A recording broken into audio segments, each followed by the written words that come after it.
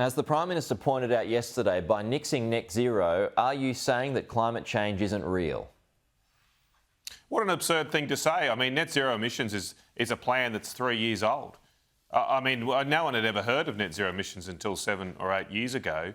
There's no magic about the 2050 figure. It's just an arbitrary year that's been chosen. And as I say, it's a massive socialist plan. Net zero emissions by 2050 means that the government has to direct how you drive, what you can eat, how we make power, how we make everyday things, the whole thing. They plan the whole economy. Now Joseph Stalin only did 5-year plans. This government thinks it can do 25-year plans. They're just not it just don't work. These sort of socialist plans never work, and this one is not working. Because how about the Prime Minister simply deliver on what he promised?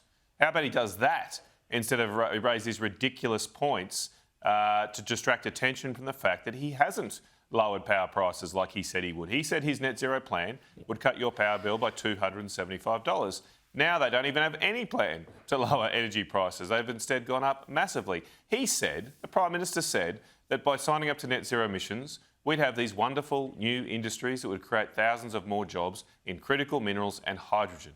The hydrogen situation is a complete mess, a massive waste of taxpayer dollars. And even on the critical minerals side of things, we've lost our nickel industry since we signed up to net zero. That's not happening either. So rather than insulting other people, why doesn't the Prime Minister just deliver what he said he would do? Well, speaking on delivery, Chris Bowen is going to unveil a 2035 emissions target next month, signalling he'll adopt a target range rather than a specific figure. Have you got a thought on that? Well, again, can the government just do what it said in the first instance? But this is typical of any politician that hasn't delivered on their promises. What's the standard response? Well, let's just make a new promise and hope that people forget about the old promise. Well, I think 65 and 75%. How would you feel about that?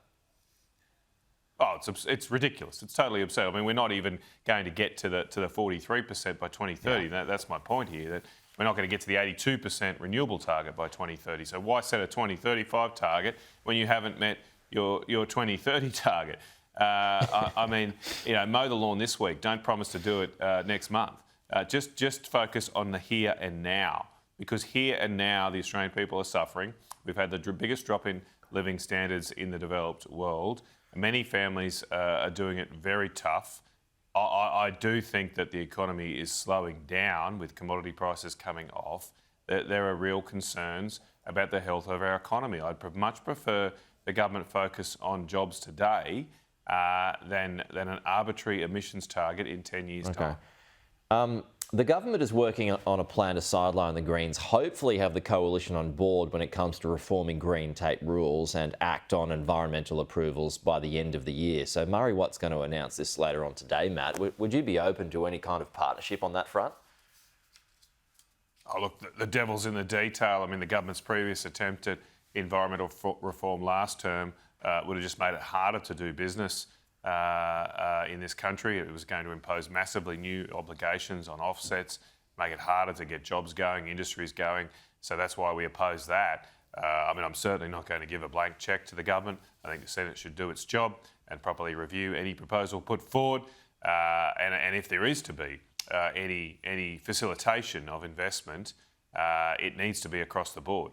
I certainly do not agree that somehow multinational investors in wind factories and solar factories get a free pass while farmers and miners have to suffer through interminable court cases launched by green activist groups.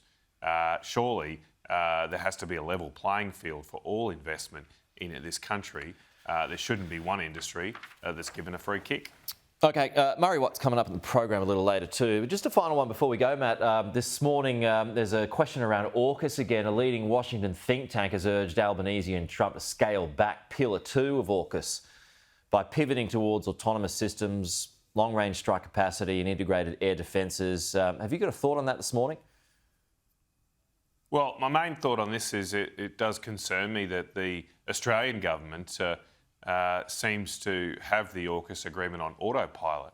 All of the proposals and ideas that are coming forward on AUKUS seem to be coming from the United States, as is this report today. So I haven't seen this report, and some of the ideas sound somewhat sensible, but I would much prefer if Australia and Australian entities, the government and related government think tanks, were pushing in the interests of Australia in the development of AUKUS. But this government seems a reluctant participant at best in the AUKUS arrangements, and because of that, it seems like the future defence relationship between the United States and Australia will be largely written by the interests of those people in the United States, not our own country.